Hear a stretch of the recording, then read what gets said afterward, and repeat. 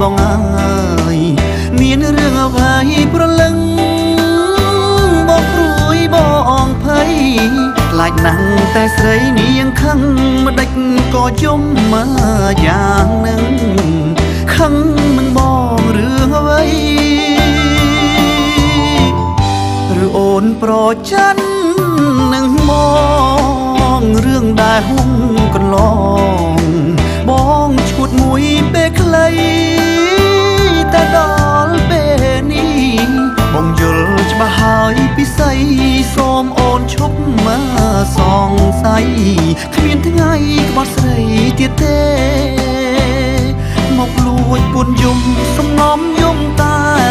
ម្នាក់ឯងឲ្យបងចំបែងស្ទើបែងអូរ៉ាហ៊ានវះបេះដូងបើសិនជាអូនត្រូវការបញ្ជាក់ប្រាប់ថាសង្ខារបងផ្ញើលើស្រីញញឹមភ្លាមមកណាអូនកុំធ្វើមុខស្រពោនបងហាក់ធ្លាក់អោបជ័យបើអូនញញឹមជីវិតបងពិតមានន័យតើដឹងទេពិសីរូបស្រីជាជីវិត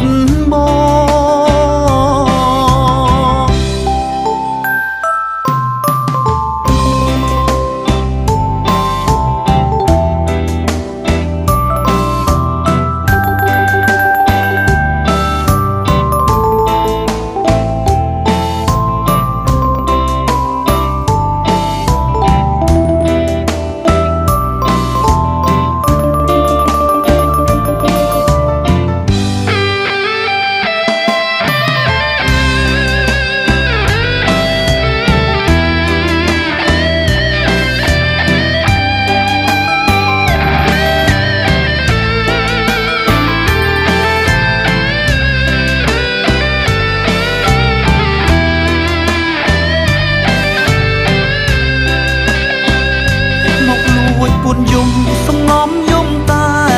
ម្នាក់ឯងឲ្យបងចំបែងស្ទើបែងអូរ៉ាហ៊ានវះបេះដូងបើសិនជាអូនត្រូវកា